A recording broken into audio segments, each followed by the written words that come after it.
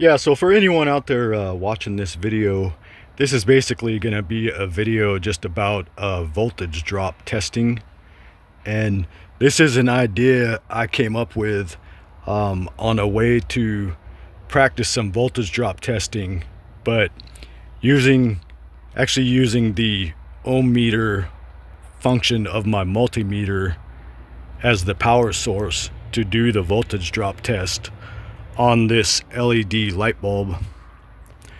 So that's what this is going to be about. And actually I learned a couple new things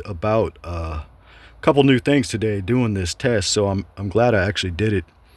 But what I got set up here is just I got my multimeter and my other meter set up on each end of this light circuit, and I'll show you.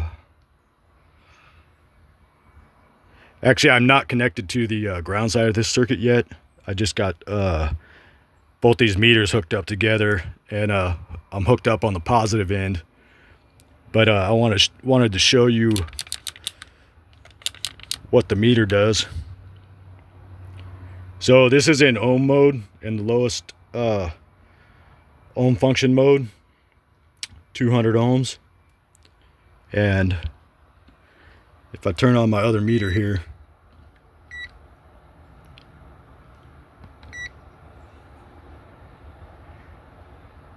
you can see it's reading 3.19 volts. So this meter here is putting out 3.19 volts in this ohm mode. But if I change the ohm range, it'll change the voltage that it's putting out. Now it goes to 3.03, and if I keep going up to a higher range, it'll change a little bit more. 3.01, go to the max, 2.77. So the voltage changes a little bit that this meter is putting out, but we're starting out at 3.19, and that's kind of part of what I learned today about this 3.19. That's considered the source voltage that's being sourced from this meter. That's the amount of voltage that it's putting out, the source voltage. So that kind of will tie into the video a little bit later. But if I hook up here to this LED, to that circuit, the light lights up, and now we have 2.48 volts. That is this meter reading the total voltage drop across this light. So this light, it's basically using up 2.48 volts to light up this light, which that is actually what I was talking about as far as the source voltage goes, which kind of confused me, because all the videos I've seen on automotive instructors teaching voltage drop, and it's even in textbooks too, which I could show you in my textbooks, but I'm not gonna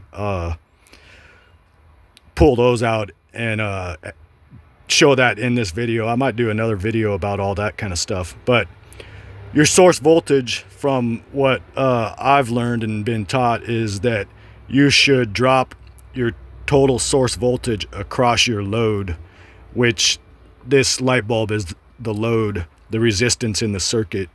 You should drop your total source voltage. So that was kind of confusing me, and it's confused me before over the years of doing this kind of testing. But because we don't have, our source voltage was 3.19, so according to everything I've been taught and what automotive instructors teach and textbooks teach, that you should drop your source voltage across the load. But we're not dropping 3.19, we're only dropping this 2.48. So it took me a minute to figure that out, and that's confused me before in the past. But I think why that is because this meter only puts out a small amount of current. It's actually probably less than an amp. I believe I've tested it before in the past with one of my other meters a long time ago, but I don't have a meter like that to test it right now. But I believe it's only putting out current like in the microamps. Like it's only using microamps to light up this bulb. So like less than 1 milliamp. And I think that is that's part of why we're only dropping the 2.48 is this meter is only needing to use up 2.48 of that 3.19 to light up this bulb. Or you could say like the resistance of this bulb is only using up 2.48 volts to light up. And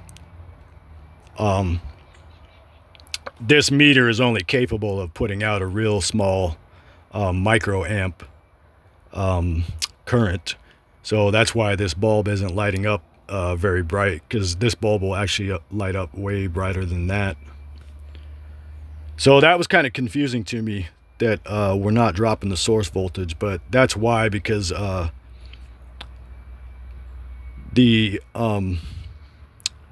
because this meter's only putting out a small microamp current, and that's all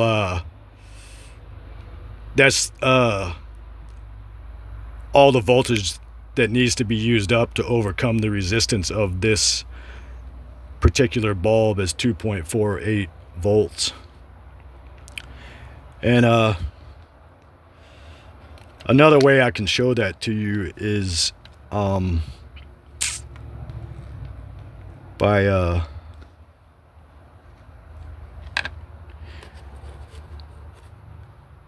using this resistor here. I got a 100 ohm resistor here, which you can see it's reading 100 ohms on there. And if I hook up this meter here across that resistor,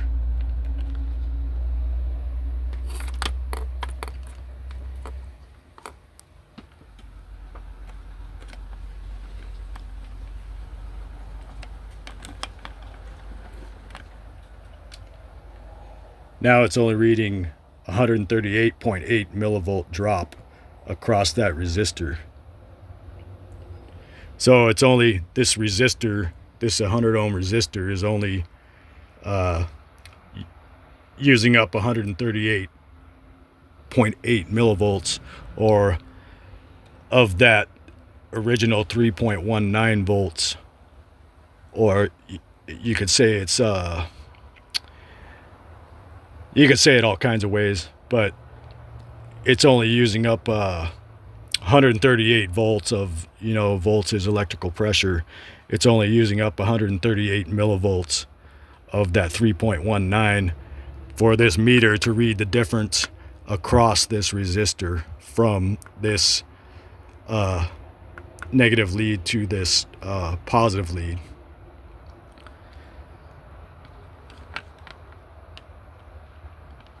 So hopefully that didn't confuse anyone out there, but that was part of what I was trying to explain as far as the voltage drop goes. It wasn't using up the total source voltage like is taught by automotive instructors or by textbooks. It didn't use up the 3.19 volts. It only used up 138 millivolts. So that's something new that I learned today by doing this test with this test light and using the multimeter function.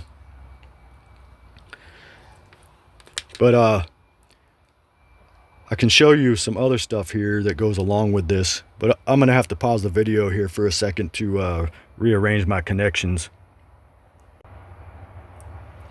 So now I got it set up a little differently, but I'm still using the same light bulb, same circuit. I'm just using a different power source other than the ohm meter. Instead of the ohm meter, I'm actually tapped into this wire right here, which is a 5-volt reference wire coming out of this module here. But it's powered up. This module is powered up by this little box here, this tool here.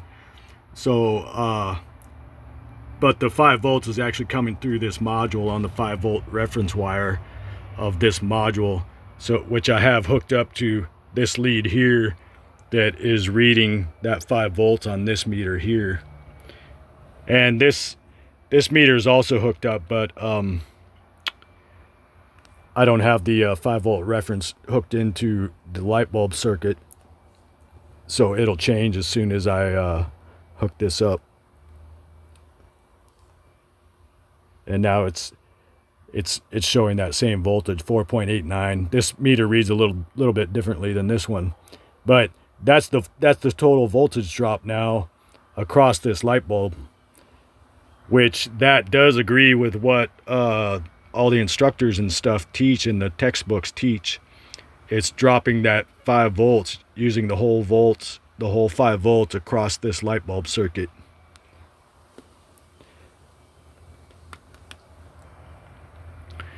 And one thing I can show you also is, I mean, you saw it was much brighter there, which it's obviously going to be getting fed 5 volts. But now we'll have a measurable amount on the amp clamp.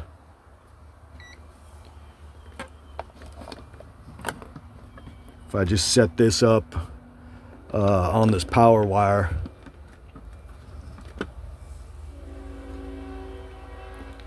and I hook the light back up, I've got to change scale here.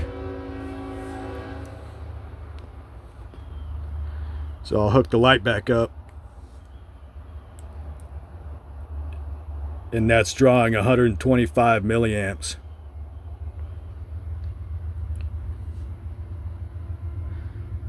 But you know, it's drawing like less than one milliamp hooked up to the multimeter. So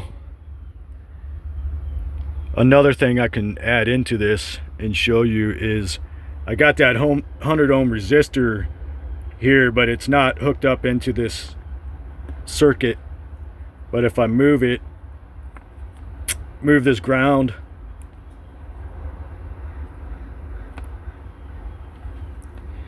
which this alligator clip is all bent and doesn't like to cooperate well, but I got it hooked on there now. So that's just the ground going to this box. That would be like the negative post on the battery on a vehicle. So now if I hook up this lead, that will change our milliamp draw. Now it's only drawn 20 milliamps because of that 100 ohms of resistance right here. And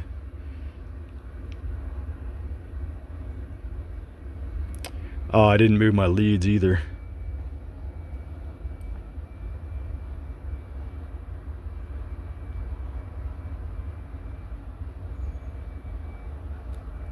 Okay, so where my leads are at now is actually measuring the voltage drop just across the light. So it's actually 3 volts, which this is actually a 3-volt light bulb. So this meter reads about a tenth or two off, but that's actually 3 volts.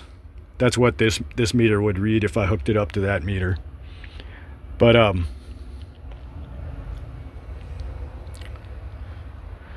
have to move these other leads around. So we're dropping 3 volts across that light bulb. But if I hook this lead up here,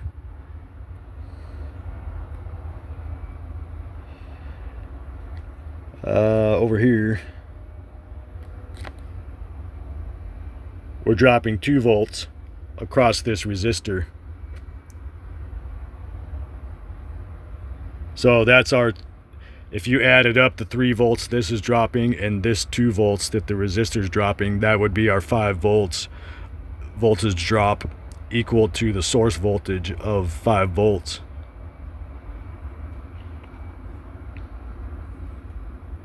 So it does work out on this circuit.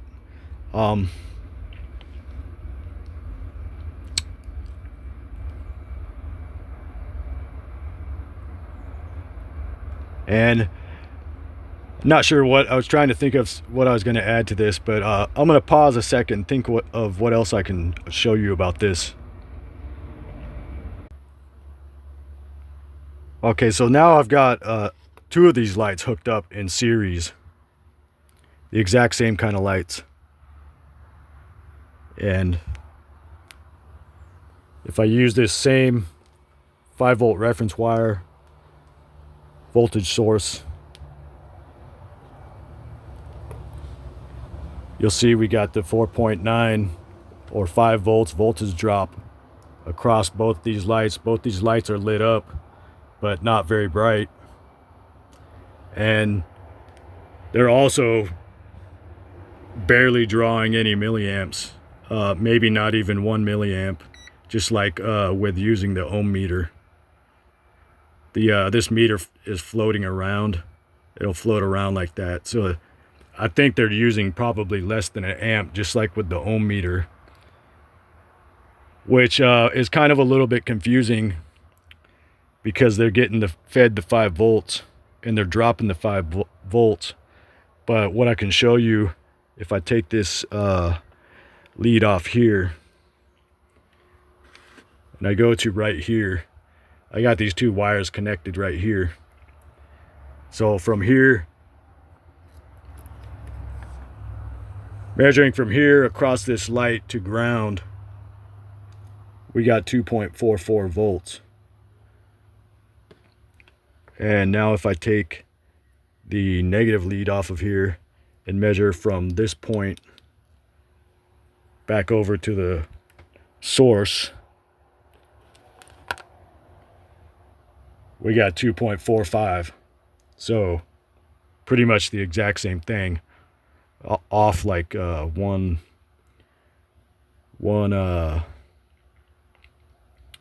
see, what would that be? 2.45, like 1 millivolt, I think. I don't know, but almost the exact same. And that kind of proves my theory on having it hooked up to the multimeter the first time, where it was dropping about this same amount of voltage, like 2.4 something. I think it was like 2.48 or something like that. And the lights were lit up about the same brightness. So I think that proves to me that that's about what it takes to overcome the resistance of these lights, is that about 2.45 volts or so.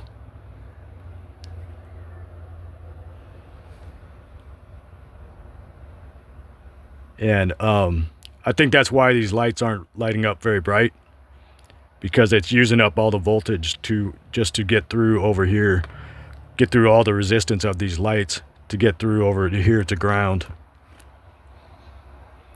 And that's so much resistance that it's not wanting to pull any more amps, I think, is what's going on. It seems to make sense to me on all this testing I've done.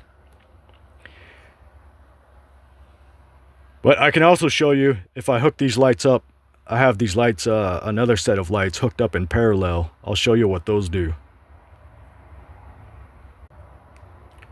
Okay, so now I've got the set of lights that are hooked up in parallel, which just means, like, for anyone that doesn't know out there what parallel is, they're parallel to each other. They're basically like separate circuits. This one will get fed its voltage and go to ground, and this one will get fed its voltage and go to ground. They're not one after the other. So I can show you I still got the 5 volts here on this 5 volt reference, and nothing on the amp clamp. And when I hook it up, both these lights are nice and bright. and we're drawing 230, 240 milliamps, which kind of seems confusing, because connected in series, these lights would barely light up at all and wouldn't even draw like 1 amp. But with them connected in parallel, they're using separate power supplies, not going through the same circuit, just the same wire in series. They're both these lights are getting fed 5 volts, so they're both using up about 120 milliamps. And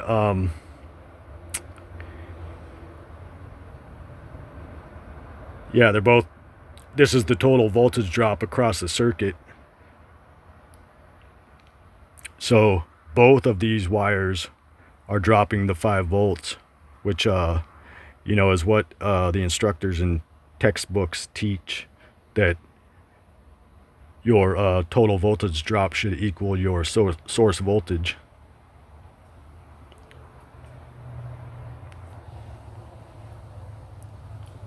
So I'll disconnect these here, and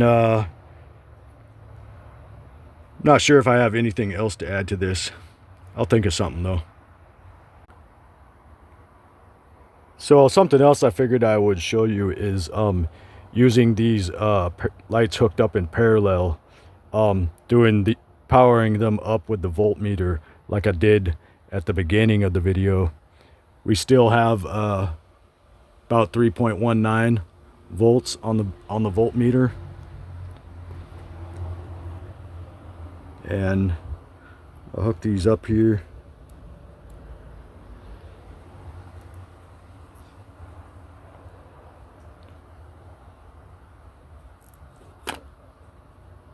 They are both lit up, and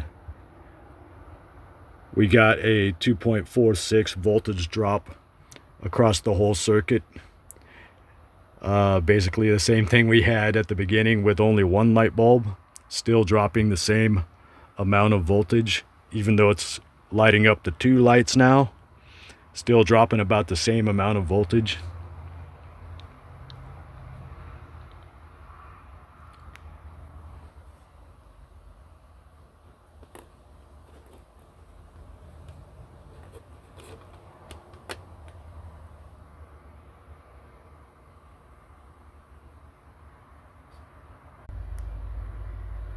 So I know I said I wasn't going to go into this, but I decided to throw this in the video. And this is what this textbook says. This is an old automotive textbook, automotive encyclopedia, and it's talking about voltage drop right here. And it says the decrease in voltage as current passes through a resistance is known as voltage drop. The sum of the individual drops is equal to the total voltage impressed on the circuit, which it's kind of a weird way of saying it, impressed on the circuit, but to me that means the same thing as source voltage, which I can show you in this book, other book over here. This is an ASE test prep book for the electronic system test, A6. And it says right here, the sum of all voltage drops in a series circuit will equal the original amount of applied, in parentheses, source voltage. The sum of all voltage drops in a series circuit will equal the original amount of applied source voltage. But it's the same thing in a parallel circuit also. So that had kind of confused me when I started testing this earlier today, and has confused me a bunch of times before in the past also, that you know, that's what the automotive textbooks teach. This ASE book is saying the same thing. The automotive instructors teach the same thing. So that kind of confused me, but I figured that out today. I understand it now that the voltage drop is not always going to be the same as source voltage. It's not always the exact same. Sometimes it'll be a little bit different, but usually it's pretty close. But like in that case of using the test lights with the voltmeter and starting out with 3.19 volts and only dropping 2.48, you know, that's a big difference. So that was kind of confusing, but I think I figured that out and it makes sense now. It worked out with testing across that 100 ohm resistor also. You know, it didn't drop source voltage, testing across that. So I think I understand that now, and hopefully I didn't confuse the crap out of anybody on this video. Sometimes I get a little confused trying to show this stuff and explain it on a video and hook up all my leads and stuff without. I try not to pause the videos if I don't have to, but a lot of times I have to, because I gotta use one hand to hold my phone. But I get confused sometimes, so hopefully nobody else out there was confused. Hopefully that all made sense, or was somehow made some kind of sense, or was somehow helpful to someone out there in some kind of way. Anyone out there that might be trying to learn this stuff. Sometimes the voltage drop stuff gets a little confusing, but it makes more sense the more you practice it and the more you do it. It makes more sense. Just like that about you know, not dropping the total source voltage. That didn't make sense to me. And now through practicing this voltage drop test today, now that makes sense to me. So, you know, I learned that by practicing a little more, and now that makes sense. But hopefully something in this video helped somebody, and hopefully I didn't confuse anybody, and hopefully this was somehow helpful to someone in some way. But that's all I got for this one, and I'll be doing a bunch more videos on this kind of stuff. But that's all I got for this one, and I will talk to you on the next one.